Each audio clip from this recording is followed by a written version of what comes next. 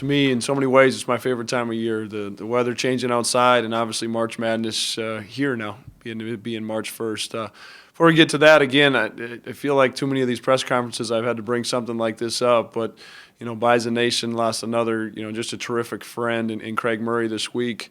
A big part of, Bison basketball, sat on the bench. He was one of the guys as you go down afterwards or before the game, you're giving a pound to.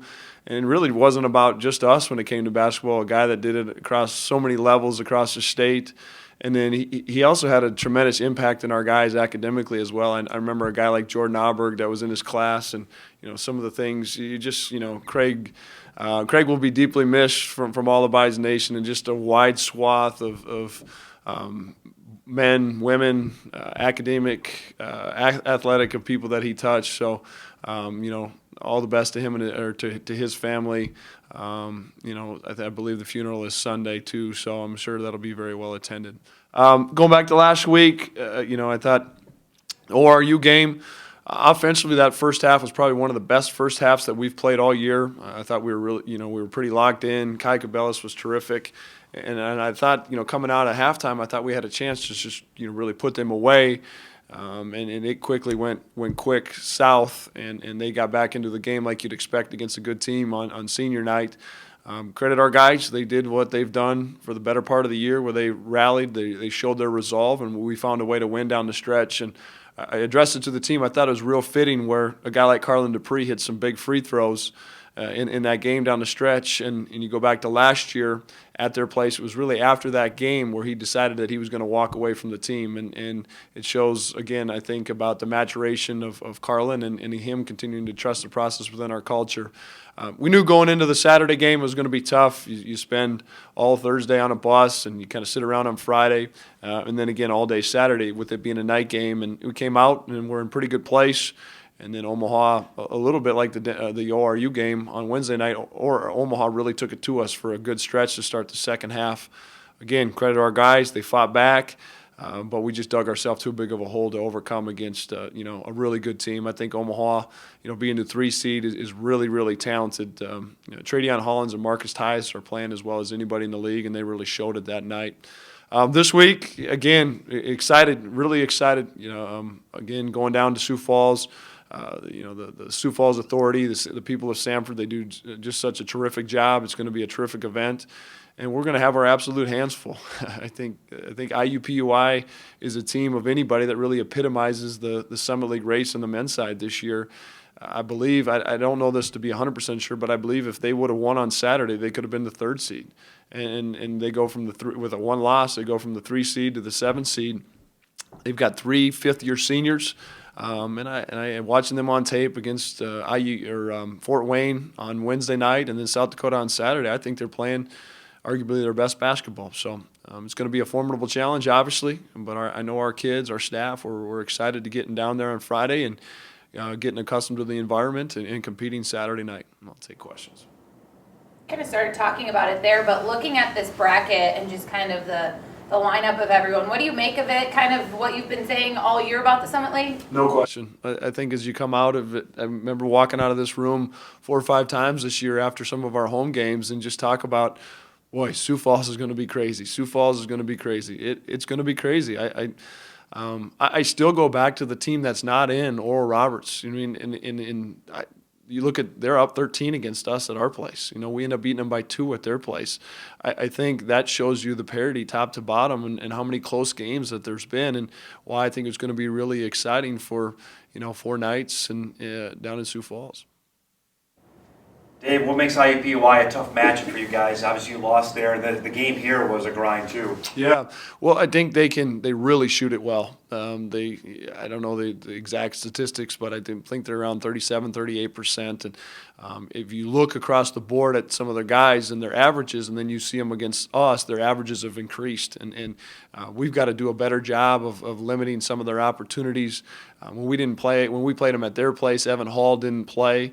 At our place, he really beat us up on the glass. He's just a physical presence. So they beat you at all kinds of levels. And then Darrell Combs is just such a talented young man, the aggressive scorer.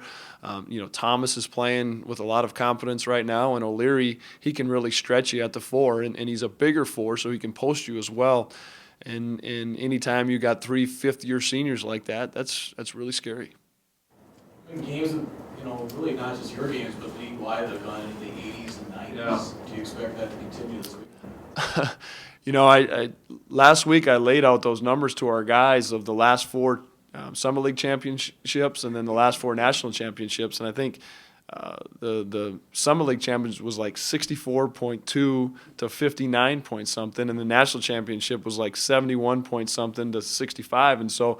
I think teams really lock in defensively, and I assume that to be the case, but maybe those numbers are going to be a little bit higher. You can just see the way everybody's playing, and I thought if there was a message that I can send to our group that coming out of Saturday was, look, we've proven that if you score 92, you're still going to get beat by a team that when you give up 96. And so the phrase that we're talking about to our group right now is just the urgency on your closeouts, the urgency to be in a gap, the urgency to finish a possession with the box out.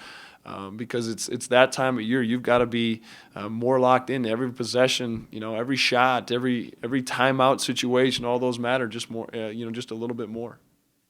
Anything different you guys do coming out at halftime now after the way the last couple of games have been?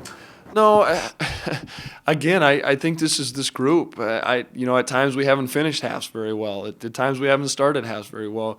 You go back to at USD, we played really, really good for a whole half. You look at other times against like ORU, where we're great in the second half. Those are still some of the youth and inexperience, the immaturities that we're. Again, I think I'm not hesitant to say it that we're still working to get better this time of year, and it might sound crazy, but I don't mind saying that. I think that's a sign of a youthful team that's got some talent, that's got potential to keep getting better, and I just think going back to it, we've just got to understand the urgency from the tip to the end of the half to the start of the half, and obviously the finish. So you're saying defense will win this tournament? I really.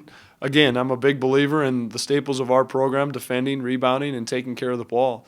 I think obviously you're going to have to execute, but to me, the tougher team, the more together team is really got the best chance to do it because everybody's prepping for that first game, but those 4 teams that win Saturday, Sunday night, there's quick turnaround, and you don't have a whole bunch of time to make a whole bunch of adjustments, and it's really – and thankfully, I think it's a big part of the reasons why we've had success is we've always made it about us. It hasn't been a whole bunch about the other teams controlling the things that we can control. In terms of the entire tournament, how much does it help you and some of your guys that you've gone to that championship for a couple times? You know how to balance that schedule if you are to go all the way? Yeah, again, we hope we can lean on those prior experiences. Dexter, Carlin, AJ, Paul. I mean, obviously Dylan, played a little bit there last year. Kai played some of his best basketball there. So there's 5, 6 guys that have been there and done that. And hopefully that, especially that first game, they're a little bit more comfortable. They've been through those routine a little bit.